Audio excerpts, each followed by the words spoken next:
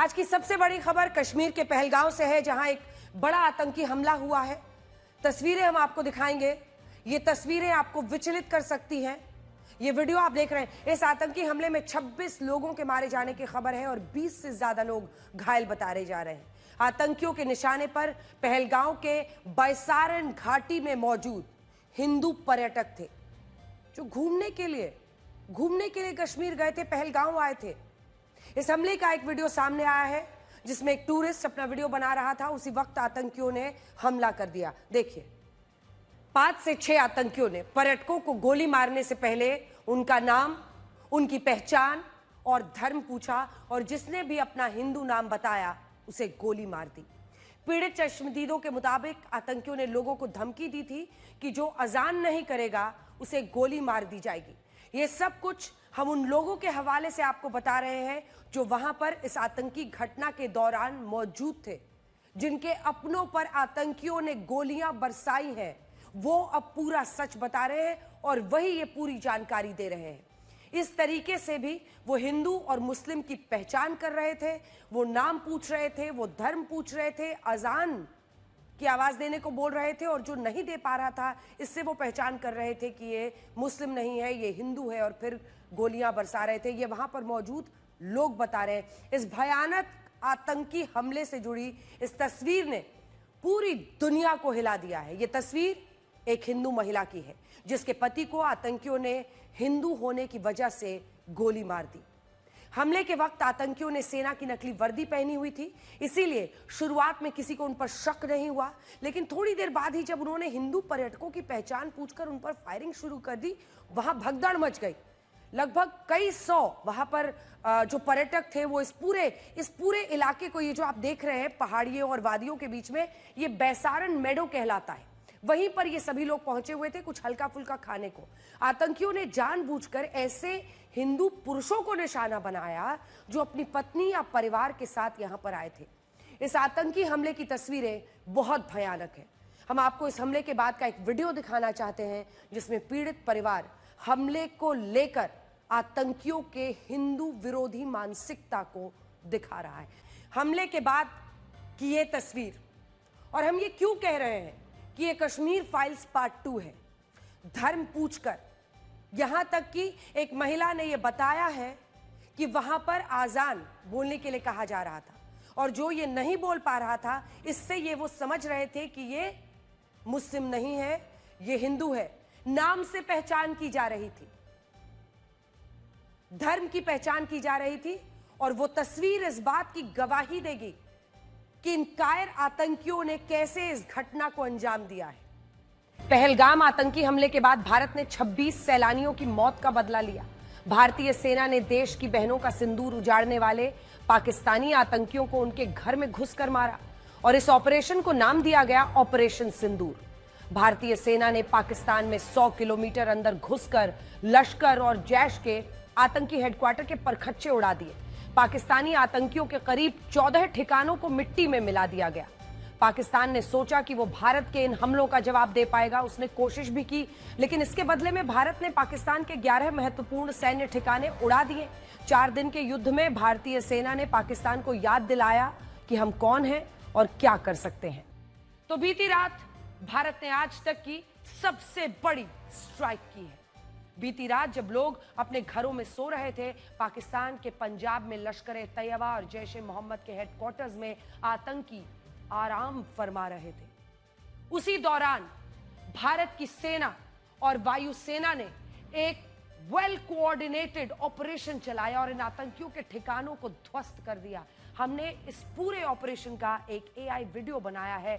सबसे पहले आप इस वीडियो को देखिए ताकि आप ये समझ सकें कि ये ऑपरेशन कितना बड़ा था, कितना सफल। ऑपरेशन सिंदूर के बाद भारत ने पाकिस्तान को साफ लहजे में बता दिया कि अब से कोई भी आतंकी हमला एक्ट ऑफ वॉर माना जाएगा।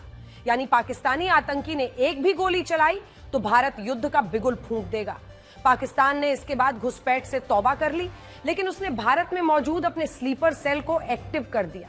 उसने 10 नवंबर को लाल किले के पास एक बड़ा धमाका किया। यह धमाका लाल किले के पास एक ट्रैफिक सिग्नल पर खड़ी i-20 कार में हुआ था। इस धमाके में 13 लोगों की मौत हो गई थी। जो इस कार के आसपास मौजूद थे। धमाके में जैश का मॉड्यूल शामिल था और इस मॉड्यूल में पढ़े लिखे मुस्लिम भारतीय युवक शामिल थे जो पेशे से डॉक्टर थे। दिल्ली में कार धमाके की यह घटना एक ऐसे वक्त पर हुई है जब आज ही जम्मू कश्मीर, हरियाणा, उत्तर प्रदेश की पुलिस ने अपनी संयुक्त कार्रवाई में 7 लोगों को गिरफ्तार किया है, जिनके पास से 2900 किलोग्राम विस्फोटक बरामद हुए हैं। जी हां, 2900 किलोग्राम विस्फोटक बरामद हुए हैं। ये विस्फोटक जिन लोगों के पास से बरामद हुआ उनमें 2 आरोपी डॉक्टर है, 1 आरोपी टीचर है और 1 आरोपी मस्जिद का इमाम है।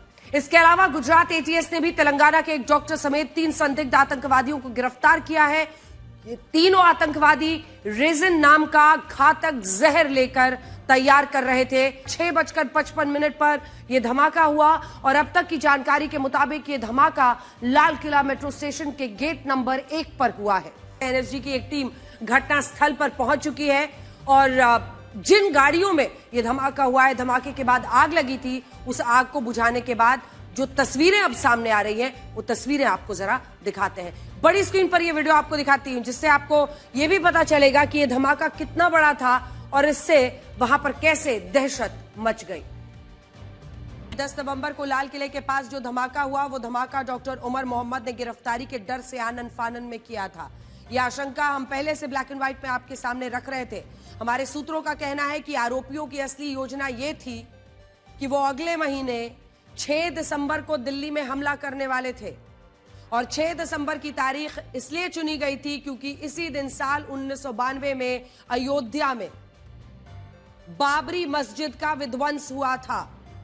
तो ये एक बहुत बड़ी जानकारी सामने आ रही है, जिससे ये मामला अयोध्या के राम मंदिर से भी जुड़ता हुआ दिख रहा है और अब कहानी पूरी पलटती हुई दिख रही है। अब जांच एजेंसियों को शक है कि जो डॉक्टर जैश ए मोहम्मद के इस टेरर मॉड्यूल में शामिल थे, उन्हें अयोध्या के राम मंदिर के नाम पर भड़काया गया था और ये सभी डॉक्टर्स 6 दिसंबर को देश में बड़े हमले की योजना बना रहे थे और इसीलिए इतनी तादाद में ये तमाम एक्सप्लोसिव्स इकट्ठा किए जा रहे थे। उस गुत्थी को ब्लैक एंड व्हाइट में सुलझाने की कोशिश करते हैं जो फरीदाबाद के अल-फलाह यूनिवर्सिटी से जुड़ी हुई है। ये यूनिवर्सिटी, अब इसको लेकर बहुत कौतूहल है। इस बात को गले से उतारना मुश्किल है कि इस यूनिवर्सिटी में जैश के डॉक्टर्स का एक टेरर मॉड्यूल चल रहा था। इसकी लैब से केमिकल्स इकट्ठा करके विस्फोटक बनाया जा रहा था। इस यूनिवर्सिटी के प्रबंधन को और इस बात की कोई जानकारी नहीं थी। इस बात पर जांच एजेंसी और सरकारों को भी विश्वास नहीं हो रहा और इसीलिए आज से इस यूनिवर्सिटी पर शिकंजा कसना शुरू हो गया है। सबसे बड़ी खबर यह है कि अब केंद्रीय गृह मंत्रालय ने तय किया है कि ईडी इस यूनिवर्सिटी के वित्तीय लेन देन की जांच करेगा और यह देखा जाएगा। रणनीतिक रूप से उलझे हुए भारत को इस साल आर्थिक रूप से भी दबाने की कोशिशें चलती रही। अमेरिका ने भारत पर 50% टैरिफ लगाया। उसका कहना था कि भारत अगर रूस से कच्चा तेल खरीदता रहेगा तो अमेरिका उस पर ज्यादा टैरिफ लगाएगा। अमेरिका को लगा कि भारत उसकी इन धमकियों से डर जाएगा और उसकी शर्तों पर उसके फायदे वाली ट्रेड डील कर लेगा, लेकिन भारत ने अपने लोगों के हितों की रक्षा करते हुए यह चाल कामयाब नहीं होने दी।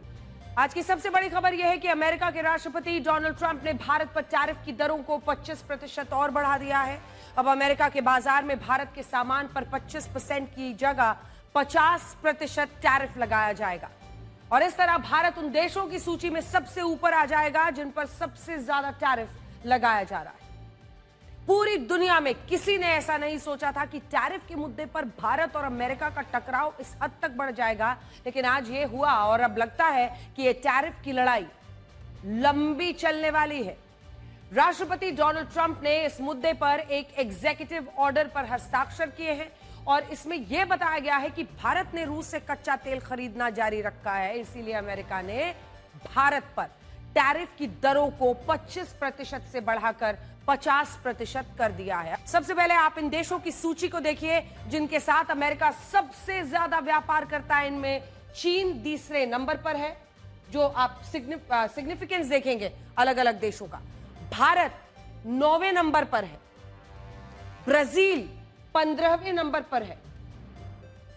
तमाम देश जिनके साथ वो व्यापार करता है, 15वें नंबर पर ब्राजील आपको दिख रहा है, जिनके साथ हम व्यापार, कुल मिलाकर ये 15 देश हैं जिनके साथ व्यापार कर रहे हैं। अब ऐसे में जब आप परिस्थिति को देखेंगे, इस सूची को देखेंगे, तो इसमें यह लिखा है, इस पूरी सूची में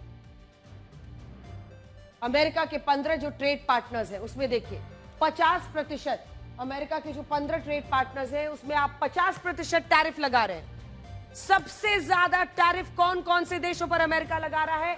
तो ये 50% है भारत पर, 50% है ब्राजील पर, कनाडा पर जिसके साथ वो इतना व्यापार करता है वहां पर 35% है, चीन पर 34%, 90 दिन का उनको फायदा दे दिया है आगे टालकर, ताइवान के साथ 20%, वियतनाम के साथ 20%, जापान के साथ 15%, जर्मनी के साथ 15%, दक्षिण कोरिया के साथ 15% और यूके यानी इंग्लैंड के साथ 10%। लेकिन सबसे ज्यादा टैरिफ अब दो देश जिस पर वो लगा रहा है वो दो देश है भारत और ब्राजील। इस वक्त पूरी दुनिया में भारत से ज्यादा टैरिफ किसी देश पर अमेरिका ने नहीं लगाया है। ब्राजील और भारत दोनों पर 50% है, लेकिन ब्राजील अमेरिका के साथ सिर्फ 1.9% यानी 1.9%, लगभग 2% का व्यापार करता है। इसीलिए 50% टैरिफ से ब्राजील का उतना नुकसान नहीं होगा जितना नुकसान भारत का होने वाला है। अगस्त में अमेरिका ने अपने टैरिफ के जरिए भारत पर दबाव बनाने की कोशिश की तो अगले ही महीने भारत ने अपनी कूटनीति से उसे चौंका दिया। सितंबर में चीन के तियानजिन में एससीओ समिट हुआ। इसमें प्रधानमंत्री नरेंद्र मोदी, रशिया के राष्ट्रपति व्लादिमीर पुतिन और चीन के राष्ट्रपति शी जिनपिंग के बीच दोस्ती और सहयोग की ऐसी तस्वीरें दिखीं जिसने अमेरिका का मुंह बंद कर दिया। भारत और चीन की दोस्ती देखकर अमेरिका में कहा जाने लगा कि उसकी गलत नीतियों ने भारत और चीन को ज्यादा करीब ला दिया है और ये अमेरिका के लिए अच्छी खबर नहीं है। सिर्फ यही नहीं, रशिया से कच्चा तेल ना खरीदने की धमकी देने वाले अमेरिका का भारत और रशिया ने सच से सामना करवाया। प्रधानमंत्री नरेंद्र मोदी और व्लादिमीर पुतिन की गहरी दोस्ती की झलक उस वक्त दिखी जब पुतिन और मोदी ने एक ही कार में यात्रा की। यात्रा की तस्वीरों ने डोनाल्ड ट्रंप को परेशान कर दिया। भारत के प्रधानमंत्री नरेंद्र मोदी, रशिया के राष्ट्रपति व्लादिमीर पुतिन और चीन के राष्ट्रपति शी जिनपिंग के रिश्तों में एक नई सहजता नजर आ रही है। वैसे कूटनीति की दुनिया में तस्वीरों का बहुत महत्व होता है और ये तस्वीरें भी उन्हीं में से एक है जिनमें आप देख रहे हैं, चाहे व्लादिमीर पुतिन हो या फिर शी जिनपिंग जिनसे जाकर पीएम मिलते हैं, एक चर्चा हो रही है। ये तस्वीरें उन्हीं में से एक है जिनमें रशिया, भारत और चाइना का एक सिचुएशन ट्रायंगल दिख रहा है। हम बार बार आपको इसीलिए कह रहे हैं ये सिचुएशन ट्रायंगल है जिसमें भारत ये जानता है कि उसे अपने रिश्ते किस तरह से मनूवर करने हैं अन्य देशों के साथ और कैसे कौन सी छवि कब विश्व के सामने रखनी है।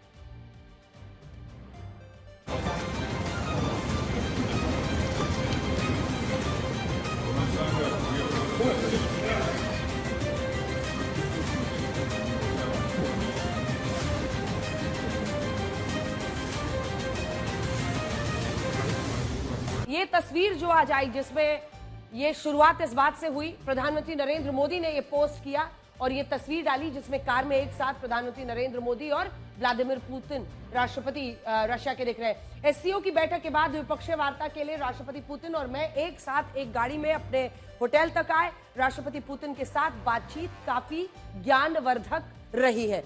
देखिए, आज पीएम ने इस तस्वीर के साथ ये पोस्ट किया और इसी के साथ पूरे विश्व में एक चर्चा शुरू हो गई। एससीओ की बैठक के बाद प्रधानमंत्री मोदी और राष्ट्रपति पुतिन के बीच द्विपक्षीय वार्ता होनी थी और इस दौरान राष्ट्रपति पुतिन चाहते थे कि प्रधानमंत्री मोदी उन्हीं के साथ उनकी कार में बैठकर होटल तक जाएं। हालांकि यहां राष्ट्रपति पुतिन पहले ही बाहर आकर अपनी गाड़ी में बैठ गए थे, इसीलिए उन्होंने अगले 10 मिनट तक प्रधानमंत्री मोदी के बाहर आने का इंतजार किया और ये कहा कि वो प्रधानमंत्री मोदी के साथ ही वहां से रवाना होंगे। इसके बाद जब प्रधानमंत्री मोदी बाहर आए तो दोनों नेताओं ने एक ही गाड़ी से उस होटल तक का सफर तय किया जहां उनकी बैठक होनी थी। बड़ी बात यह है कि होटल पहुंचने के बाद भी दोनों नेताओं ने 45 मिनट तक इस गाड़ी में बैठकर एक दूसरे से बात की, जिसे अब दुनिया भारत और रशिया की क्लोज्ड डोर कार डिप्लोमेसी कह रही है।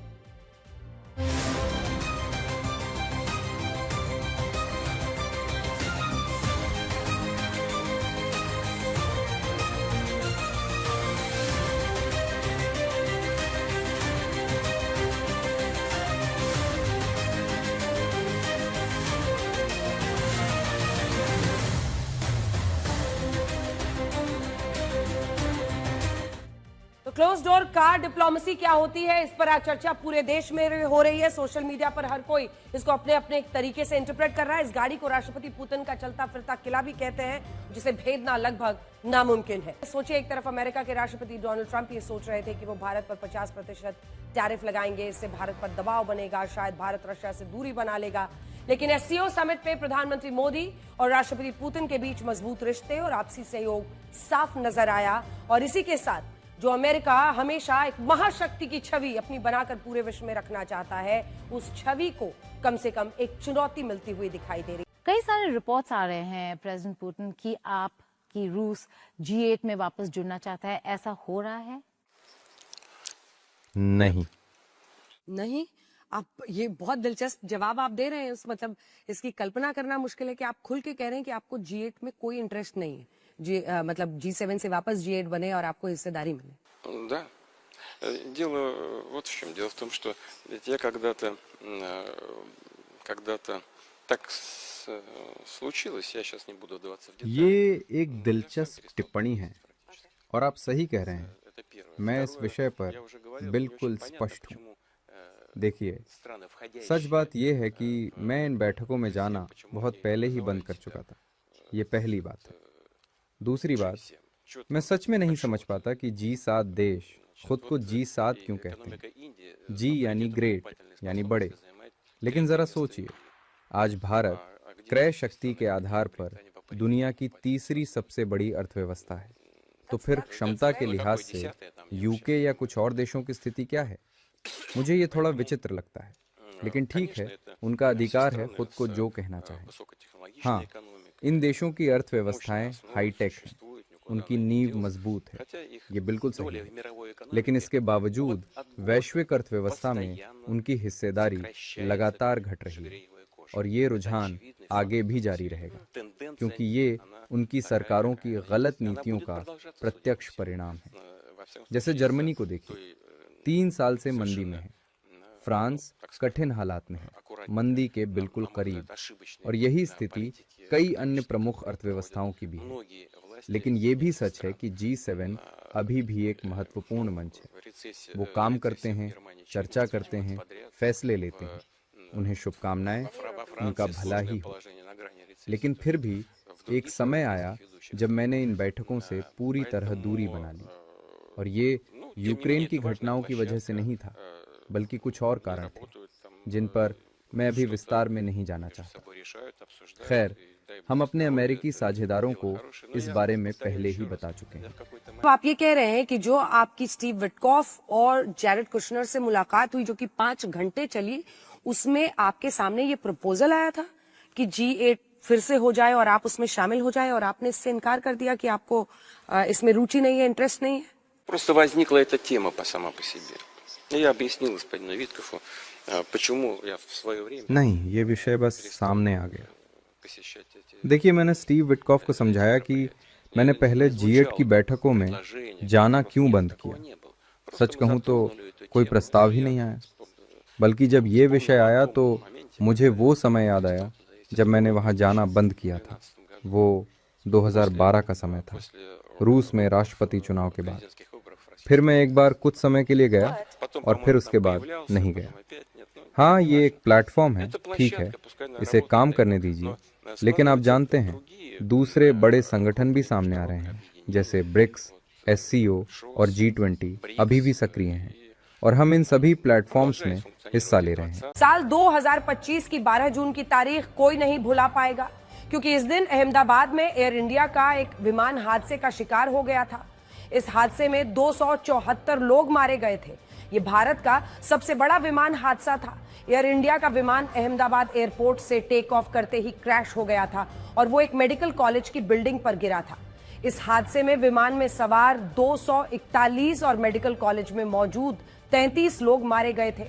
इस विमान हादसे में एक यात्री चमत्कारिक रूप से बच गया था, और उसने इस हादसे का डरावना अनुभव दुनिया को बताया। आज का दिन यानी कि 12 जून 2025 दुनिया के विमान हादसों के इतिहास के सबसे काले दिनों में से एक माना जाएगा।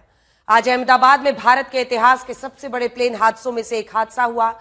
आज इस हादसे पर पूरी दुनिया से दुख जताया जा रहा है। सबसे पहले आपको इस बड़े सबसे बड़े प्लेन हादसे का अपडेट दे देते हैं। ये प्लेन अहमदाबाद से लंदन के गैटविक एयरपोर्ट जा रहा था। ये एयर इंडिया की फ्लाइट संख्या AI-171 थी जो हादसे का शिकार हुई। फ्लाइट में कुल 242 लोग सवार थे, जिसमें 230 यात्री, 10 क्रू मेंबर्स और 2 पायलट थे। जैसे ही प्लेन अहमदाबाद के सरदार वल्लभ भाई पटेल एयरपोर्ट से उड़ा, कुछ ही सेकंड्स में क्रैश हो गया। इस फ्लाइट में 169 भारतीय, 53 ब्रिटिश, 7 पुर्तगाली, 1 कैनेडियन नागरिक सवार थे, जिसमें 103 पुरुष थे, 114 महिलाएं थी, 11 बच्चे और 2 नवजात शामिल हैं। इस हादसे की बड़ी बात यह है कि बोइंग का 787-8 ड्रीम लाइनर का यह दुनिया में पहली बार क्रैश होने का मामला है। वैसे तो इस हादसे के कुछ वीडियो भी आए हैं जिनमें हादसा होता हुआ दिख रहा है। विमान एयरपोर्ट से जैसे ही उड़ा, तुरंत वो हादसे का शिकार हो गया। वीडियो में दिख रहा है कि कैसे विमान के नीचे गिरते ही आग लग गई। हमने आर्टिफिशियल इंटेलिजेंस की मदद से इस हादसे का एक सीक्वेंस तैयार किया है, जिसे आपको देखना चाहिए।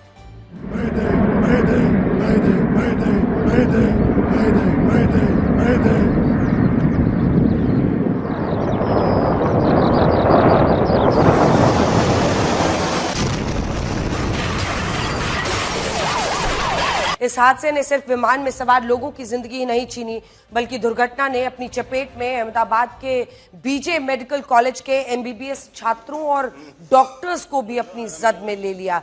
ये जो तस्वीरें आप देख रहे हैं वो बहुत चौंकाने, हैरान करने वाली है। एयर इंडिया का जो ये बोइंग 787 दुर्घटना के बाद सबसे पहले बीजे मेडिकल कॉलेज की मेस बिल्डिंग में, दरअसल जो कॉलेज है, मेडिकल कॉलेज है, वो तो अलग परिसर में, हॉस्पिटल के परिसर में है। यहां पर हॉस्टल था, हॉस्टल की जो मेस बिल्डिंग थी उससे टकराया।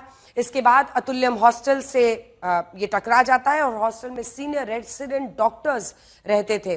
विमान के टकराने से मेस और हॉस्टल की इमारत भी क्षतिग्रस्त हो गई। कम से कम 50 डॉक्टर्स के घायल होने की बात कही जा रही है। कुछ MBBS डॉक्टर्स की मौत की भी आशंका है। अहमदाबाद प्लेन क्रैश से एक साथ कई घरों को कभी ना भूलने वाला दर्द मिला है, लेकिन विमान में सवार कम से कम एक शख्स ने मौत के मुंह से अपनी जिंदगी छीन ली। एयर इंडिया के सीट नंबर 11A पर यात्रा कर रहे रमेश विश्वास कुमार अभी तक मिली जानकारियों के मुताबिक जिंदा बचने वाले इकलौते यात्री हैं। उन्होंने दुर्घटना का शिकार हुए विमान से कूदकर अपनी जान बचाई। उन्हें अस्पताल में भर्ती कराया गया है। दीव के प्रशासन के मुताबिक रमेश विश्वास कुमार केंद्र शासित प्रदेश के उन 15 नागरिकों में से थे जो इस बोइंग 787 एयरक्राफ्ट से यात्रा कर रहे थे। 38 वर्ष के रमेश विश्वास कुमार इकोनॉमी क्लास से विमान में यात्रा कर रहे थे और ये हम आपको उनकी सीट दिखा रहे हैं। रमेश विश्वास कुमार अपने भाई अजय विश्वास कुमार के साथ लंदन की यात्रा के लिए निकले थे। रमेश विश्वास कुमार तो जिंदा बच गए, लेकिन भाई अजय की अभी तक की मिली जानकारी के मुताबिक जान नहीं बच पाई है। पूरे साल दिल्ली NCR का AQI खतरनाक की श्रेणी में रहा। सर्दियां शुरू होते ही हालात और खराब हो गए। दिल्ली NCR का AQI 500 के आसपास बना हुआ है। प्रदूषण के बिगड़ते हालात देखकर लोगों का गुस्सा सरकार पर फूटा। प्रदूषण की वजह से दिल्ली का दम फूल रहा है और इसी प्रदूषण का सच दिखाने हमारी टीम मैदान पर उतरी। N95 मास्क हम दोनों ने पहना हुआ है। भवरीन कंधारी हमारे साथ हैं, जो कि एनवायरमेंटलिस्ट है, जो चाहती हैं कि प्रदूषण से हमारी आने वाली पीढ़ियों को मुक्ति मिले। और ये है वो AQI मीटर जिसके जरिए वो हमें ये बताएंगी कि यहाँ पर तो सबसे शक्तिशाली सड़क इसे कहते हैं भारत की। यहाँ पर क्या है आज का AQI? और ये सुबह का 4-5 नहीं बज रहा है, 6 बजे के हम अंधेरे में कर रहे हैं, प्रोपेगेंडा कर रहे हैं। ये दिन का है। हाँ, अब थोड़ा धूप आ चुकी है एंड इट्स 4:36। इस पे आपका AQI आ रहा है PM 2.5 311-15 में वेरी कर रहा है। So this is the reality. और अभी यहाँ तो बहुत खुला है, ग्रीन है, इधर गाड़ियां भी नहीं आती हैं, व्हीकल एमिशंस नहीं है। 450 है AQI और PM 2.5। हाँ जी, जल्दी से अगर आप फर्क बताएं। और मैं तो आपको ये कह रही हूँ कि अब तो ऐसा लगता है ना कि 400 पार तो दिल्ली वाले सोचते हैं कि कोई कुछ नहीं है हमारे लिए। बट ये कितना खतरनाक है, बहुत खतरनाक है। खासकर जब हम PM 2.5 की बात करते हैं। PM 2.5 एक कॉकटेल है जहरों का, बहुत सारे तरह के जहर का कॉकटेल है। AQI क्या है फिर? AQI is an average, like a mean of all various gases. But सारे गैसेस का वो एवरेज है। AQI एवरेज है। PM 2.5 है जो एमिशंस इसको कहते हैं, धुआं। अच्छा, जैसे 2 Ds है, आप ये इसको याद करिए। सुबह में ये अब 10 बजने वाले हैं। एक बार दिखाइए इधर, इंडिया गेट दिख नहीं रहा है। यहाँ से आपको इंडिया गेट दिख नहीं रहा है। तो ये दिस इज एमिशन, जो एमिशंस हैं सारे, जो PM 2.5 है वो सारे एमिशंस की बात है, धुआं की, जैसे आपका व्हीक्यूलर एमिशंस है, इंडस्ट्रियल है, यू नो ये। और जो PM 10 है वो धूल है, यू नो वो है आपकी कंस्ट्रक्शन डस्ट, वेरियस डस्ट, जो सब जगह मिट्टी झाड़ू है, भी रोज लगती है, झाड़ू हर जगह लगता पूरी है, दिल्ली में मिट्टी लगती है। है। और मिट्टी क्योंकि आप हर चीज को सी, अब इसमें हर चीज में हमें रेट्रोस्पेक्ट करने की जरूरत है कि आप जब इतनी बातें हो रही है कंस्ट्रक्शन डस्ट की, ये पानी स्प्रिंकलिंग वगैरह, ये जो भी है, अगर कोई चीज पे असर करेगी तो वो सिर्फ PM 10 पे करेगी, PM 2.5 पे नहीं करेगी। और वो PM 10 की आप जब बात कौन करते से हैं, सबसे खतरनाक गैसेस हैं 2.5 में? सी 2.5 इज ऑल आपका ये व्हीक्यूलर है, NOx, आपके सल्फर डाइऑक्साइड है। So there is just immense number of things. वो तो आप टेक्निकल को भूल जाइए, आप वैसे ही देखिए, मैं आपको बोल रही हूँ, this is a cocktail of poison, बस ये याद रखिए। दूसरा एक रिएक्शन आता है, नो अब प्रदूषण में जीने को मजबूर है। सर्दी तो एक बार ही आती है, हम बाहर नहीं बैठे, हम बाहर नहीं घूमे, एक ही बार तो आती है। पूरी गर्मी बर्दाश्त की है लोगों ने। मुझे लगता है 3 महीने जो बरसात के 2-3 महीने अच्छे अगर बारिश हुई, वही थोड़ा रिलीफ है, वरना तो दिल्ली वालों के लिए जहर ही बिल्कुल। है। सो मदर नेचर ही है जो हमारी मदद कर रही है। अभी भी हवा चली तो जो परसों था, यू नो, हम ऑलमोस्ट हमारा PM 2.5 400 से ऊपर था, और कल में जो फर्क पड़ा ये हवा से ही है। जो हवा है उसको जो एमिशंस उनको बिखेर देती है, तो इस करके वो बेटर हो जाता है। So in a way it's only the nature. लेकिन जो हमारी अपनी लोकल एमिशंस हैं वो हमारी सबसे बड़ी दुश्मन है, उसको कम करना है।